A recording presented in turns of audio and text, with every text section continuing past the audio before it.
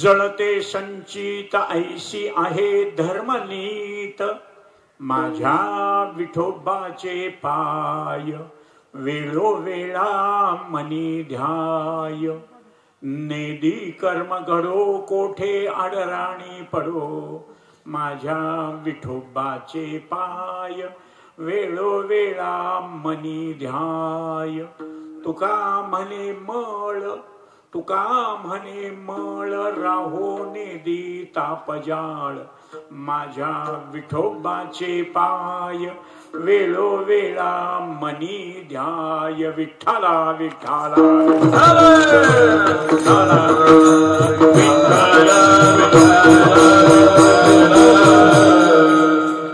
यदक्षरं मनाखेयम् आनन्दं मज केवलम्, श्रीमन्निवृत्तिनाथेति ख्यातमदैवतमाश्रये. यत्कृपाल्लवमात्रेण महिषो वेदपारगः,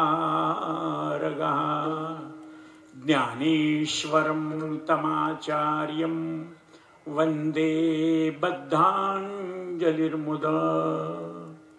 श्रीमंत श्री जगद्गुरु महावैष्णव अग्रगणी वैराग्यस्य परममूर्ती विश्वभूषण वाणी सम्राट अलौकिक कल्पना आविष्कार भास्कर वारकरी संप्रदायाचा परमोच्च मानबिंदू किंबहुना अक्षर ब्रह्म अवतरण विद्वज्जन मानस स्मरण सकल संत कंठभूषण कैवल्य गुणनिधान अलंकापूर निवासी ज्ञानेश प्रिय तुकोबाराय सेवे करता घेतलेल्या अभंगातून या ब्रह्मांड मंडपामध्ये दुःख भोगणाऱ्या जीवांना दुःखातून सुटण्याचा सोप्यातला सोपा उपाय सांगतात. विठ्ठला विठ्ठला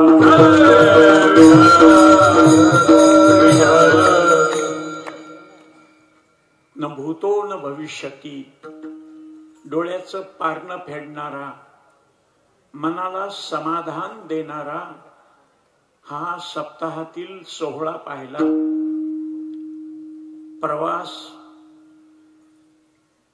अडचणी, दवाखाना आणि इतकं असून सुद्धा सकाळी एक कीर्तन करून प्रवास करून इथपर्यंत. पण तुम्हाला सगळ्याला बघितलं आणि तुमची एकजूट बघितली, ज्ञानोबारायचं स्वप्न तुम्ही पूर्ण करता. कारण ज्ञानराज माऊलीनं 750 वर्षापूर्वी एक स्वप्न जगापुढे मांडलं. मेळविली मांदी वैष्णवाची, नाथ संप्रदाय, दत्त संप्रदाय, आनंद संप्रदाय, चैतन्य संप्रदाय, जे वेदाला मानणारे, धर्माला मानणारे, त्या सगळ्यांनी एकत्र आलं पाहिजे.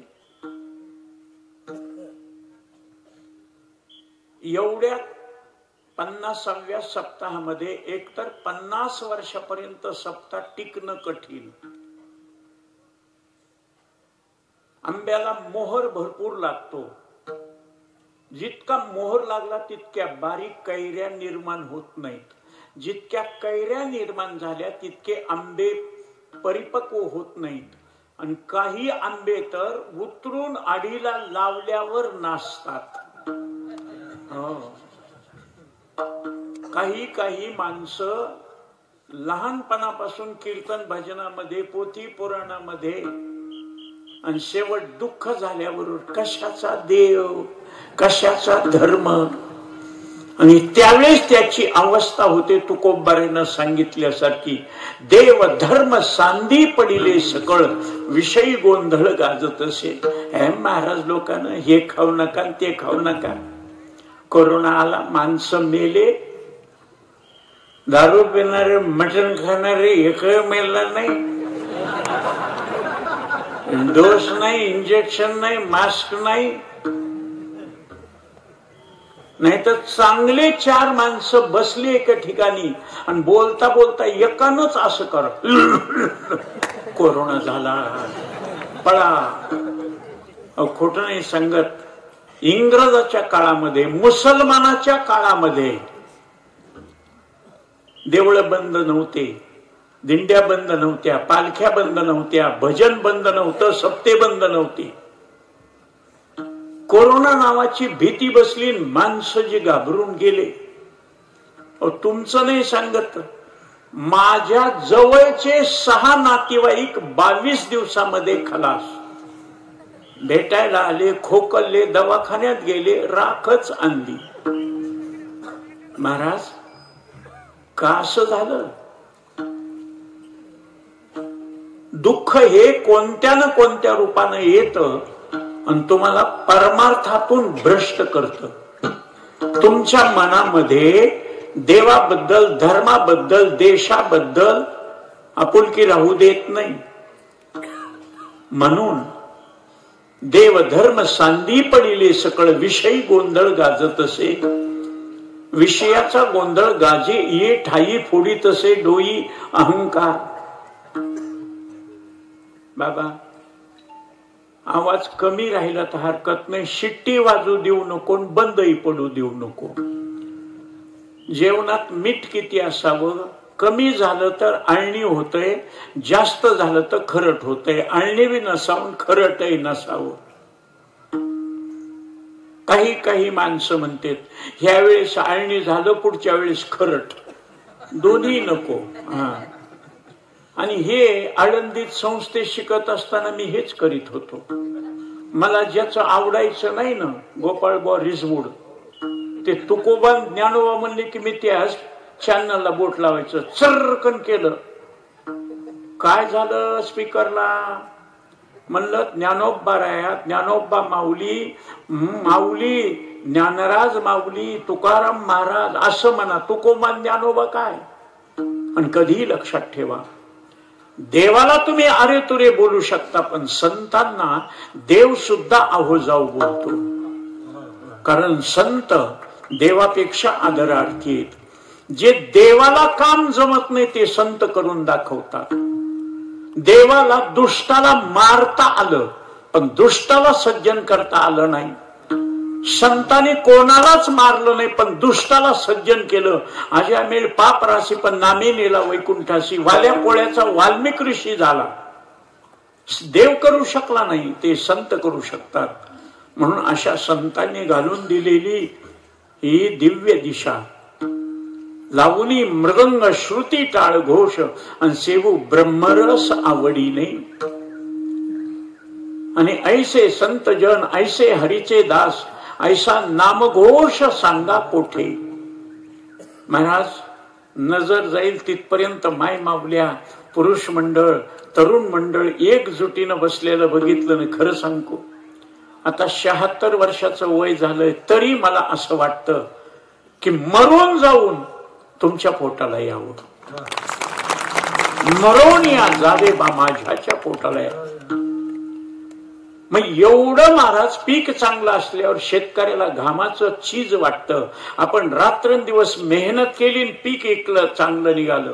डॉक्टरनं मेहनत केली आणि रोगी दुरुस्त झाला. अडलेली बाई बाळांतीन झाली, बाळ बाळांतीन सुखरूप राहिले आणि लेकरा गाजत राहिले. पुत्राच्या विजय पिता सुखावत जाई, मायबापाला आनंद. तसा माझ्या ज्ञानोबा राय, तुकोबा रायला आनंद, माझ्या पांडुरंग परमात्म्याला आनंद. आम्हा आवडे नाम घेता आणि तोही पिता संतोषे. संतांना आवडणार, देवाला आवडणार नामचिंतन, टाळी वाजून भजन केलं की संत आणि देव खुश होतात. एवढंच नाही, तुम्ही इथं टाळी वाजवली की तुमचे पितर लोकांमध्ये खुश होतात. आणि तुम्ही कीर्तनाला येऊन भजन नाही केलं की पित्र म्हणतात नुसतंच खायला झालाय, पंक्ती पठाण. तसं पाहायला गेलं, दुसरीकडचे 2 कार्यक्रम कॅन्सल करून इथल्या कार्यक्रमाला आलोय. काल भास्करराव खातगावकर त्यांच्याकडे कार्यक्रम, दवाखान्यात होतो मी. महाराज, काही माणसं म्हणतील महाराज आता मला यायचं नव्हतं तर कार्यक्रम दिला कशाला. नाही, कोणाला म्हणत नाही मी. महाराज 23 तारीख बरं, महाराज 4 तारीख बरं, महाराज सकाळचं बरं, महाराज सकाळचं कॅन्सल, संध्याकाळचं बरं. नाही म्हणायचंच नाही, पण येईपर्यंत माझा भरोसा नसतो बरं का. आणि त्याच्यात काही माणसं तर म्हणले, म्हणजे नाना थावरे नाना म्हणले, अरे ते मॅच आहे का बघा, मॅच असलं की केशव केवढा बी कार्यक्रम सोडून देते. पण महाराज, मी विचार करायलो, मी जर बिघडलेलो नाही सुधारलो डॉक्टरच बिघडला तर रोगी कसा सुधरेल, म्हणून आधी केले मग सांगितले. 3 ठिकाणी आज रात्रीचं कीर्तन छापलेलं होतं. कोळे नावाचं गाव खेड तालुक्यामध्ये, पुणे जिल्ह्यामध्ये, आळंदीच्या जवळ, तिथेही कीर्तन. तिथला रौप्य महोत्सव 25 वर्ष झाल्या प्रित्यर्थ. आणि जिल्हा परिषद सदस्य राजेश देशमुख त्यांनी सांगितलं, केशव महाराजांची पाकिट दक्षिणा मी देईल, काय मागू द्या. आमच्या परळी जवळच, आमच्या फडावर 3 पिढ्यापासून सेवा करणारं गाव, तिथेही कीर्तन. आणि आमच्या इथल्या सगळ्या कार्यकारी मंडळीनं, सरपंचानं, आमच्या हरिभक्त परायण माझ्यावर बंधुवत प्रेम करणारे आणि माझ्या शब्दावर प्रेमानं आपुलकीनं जवळ करणारे, गुणदोषासहित माझा लाड करणारे हरिभक्त परायण माझ्या संस्थेचं ऐश्वर्य संपन्न वैभव म्हणजे शिवाजी महाराज. त्यांनी सांगितलं, दादा कुठेही किती छापू द्या, पण तुम्ही इथंच आलं पाहिजे, हा सुवर्ण महोत्सव आहे. मग मी विचार केला, रौप्य महोत्सव म्हणजे चांदीचा, सुवर्ण महोत्सव म्हणजे सोन्याचा. चांदी सोडून सोन्याकडेच जाऊ म्हणलं. आलो. आल्यावर उशीर झाला, गडबड केली. पण हे दोघं चाल म्हणू लागल्यावर मला असं वाटू लागलं, हे हाणामारी करतेत का काय? चवताळू आसन. महाराज, मला आतापर्यंतच्या आयुष्यामध्ये 53 वर्ष, 64 पासून संस्थेत असल्यापासून टाळ वाजवून एकच अभंग मानलाय, मला भजन येत नाही. आणि मी स्पष्ट सांगत असतो, परमार्थामध्ये मुख्य जर काय असेल तर तुका म्हणे येते भजन प्रमा. माझ्या बोलण्यापेक्षा भजनाला फार महत्व आहे. आणि मग ते भजन म्हणणारे, अरे महाराज यांना, मला एका ठिकाणी टाळ घेऊन आमच्या गुरुजीच्या कीर्तनात घुलेबुवांच्या उभा राहिलो. विठ्ठल महाराज घुले त्यांच्या हाताखाली शिकलेलो मी. उभा राहिल्याबरोबर म्हणले, मनात चाल. मी ना, माझी पहिली सुटली नाही चाल, पहिलीच चाल सुटली नाही. ही आयुष्यातली पहिली वेळ आहे की कीर्तनाच्या अगोदर 2-3 तास मी अगोदर आलोय. नाही तर वेळेवर येत नाही, आणि येईपर्यंत आल्यावर सुद्धा कीर्तन करीन म्हणून भरोसा नाही. महाराज, आळंदीहून आल्यानंतर, माझी आई वारल्यानंतर, ज्यांच्या इथं मी सांभाळलं, मला लहानाचं मोठं केलं, 4-4 महिने त्यांच्या इथं त्यांच्या लेकराबरोबर खाल्लं. आई म्हणत होतो त्यांना, काकू म्हणत होतो, बाई म्हणत होतो. त्या तिघीनं लेकरासारखं सांभाळलं. महाराजाला कोणी नाही म्हणून मला सांभाळित होते. त्यांच्या इथं राहिल्यावर गावची प्रेमाची भजनी मंडळ, ते म्हणले, दादा आज कीर्तन करा ना. मी म्हणलं, काहीच नाही, समाप्ती नाही, पोती नाही, सप्ताह नाही, अन्नदान नाही, पंगत नाही, काहीच नाही. कशा आहे ना, श्रावण महिना करा ना. मी म्हणलं नाही.